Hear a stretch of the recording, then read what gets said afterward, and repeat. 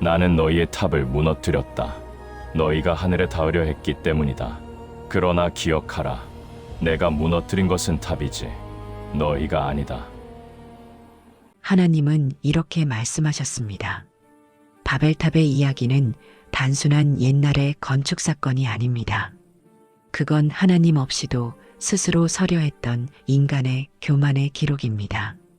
창세기 11장은 인류가 하나의 언어, 하나의 뜻으로 하늘에 닿는 탑을 세우려 했던 사건을 기록하고 있습니다. 그들은 말했습니다. 우리 이름을 내자. 우리가 흩어짐을 면하자. 이 말 안에는 인간의 마음이 그대로 드러나 있습니다. 하나님 없이도 우리는 충분하다. 그 한마디가 인류의 죄성을 가장 잘 보여줍니다. 하나님은 이미 노아의 홍수 이후 이렇게 말씀하셨습니다. 생육하고 번성하여 땅에 충만하라. 즉, 세상으로 흩어져 하나님의 뜻을 전하라는 명령이었습니다. 하지만 사람들은 흩어지기를 거부했습니다. 서로 모여 안전하게 살고 싶었던 겁니다.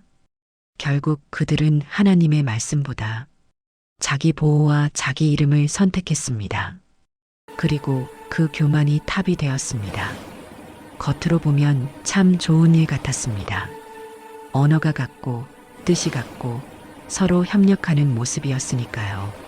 하지만 하나님 없는 하나됨은 위험한 일입니다.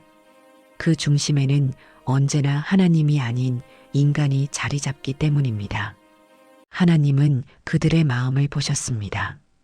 보라, 그들이 한 백성이요 언어도 하나이므로 이같이 시작하였으니 이후로는 그 하고자 하는 일을 막을 수 없으리로다. 이 말씀은 단순한 두려움의 표현이 아닙니다. 하나님께서 인간이 하나님 없는 성공에 빠져 멸망할까 염려하신 겁니다.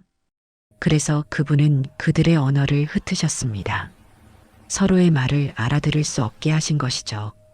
그 순간 사람들은 혼란에 빠졌습니다.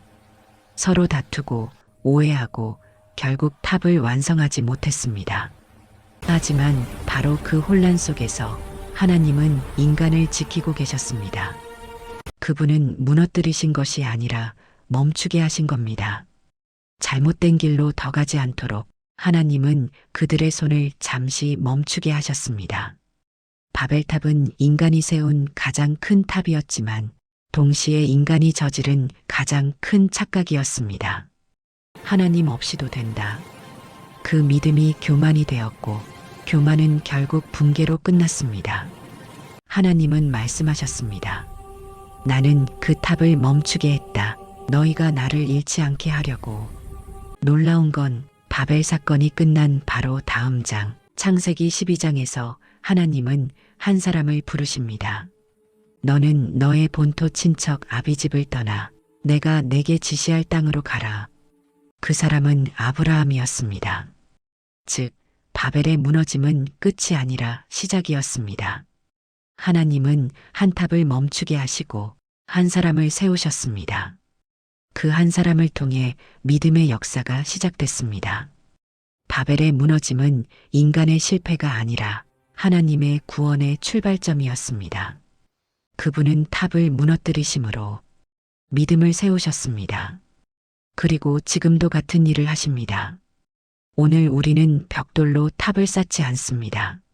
하지만 여전히 보이지 않는 바벨을 쌓고 있습니다.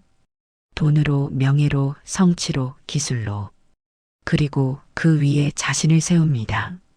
이젠 하나님 없어도 된다. 이 말이 여전히 세상을 지배하고 있습니다. 그런데 이상하게도 탑이 높아질수록 사람의 마음은 더 불안해집니다. 가진 것이 많아질수록 평안은 사라집니다. 그건 하나님 없는 탑이기 때문입니다. 하나님은 지금도 바벨을 무너뜨리십니다. 우리의 계획이 막히고 관계가 틀어지고 길이 막힐 때 그건 하나님이 일하고 계신 증거입니다. 내가 그 탑을 멈추게 한 것이다.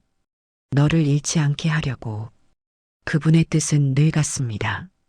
멈춤은 심판이 아니라 보호입니다. 사랑하는 여러분, 무너졌다고 낙심하지 마세요. 하나님이 멈추게 하신 일이라면 그건 끝이 아니라 준비입니다. 무너짐 속에서도 하나님은 새 길을 여십니다. 바벨이 무너진 자리에서 아브라함이 불렸듯 당신의 무너짐 자리에서도 새로운 부르심이 시작됩니다. 하나님은 인간의 탑을 무너뜨리시지만 인간을 버리시지 않습니다. 그분은 교만을 멈추게 하시지만 믿음은 다시 세우십니다. 그래서 무너짐은 두려움이 아니라 하나님이 가까이 계신다는 증거입니다. 기억하세요. 하나님은 그때도 말씀하셨고 지금도 말씀하십니다. 나는 너희의 탑을 무너뜨렸지만 너희를 버리진 않았다. 너희의 계획은 멈췄지만 나의 역사는 여전히 진행 중이다.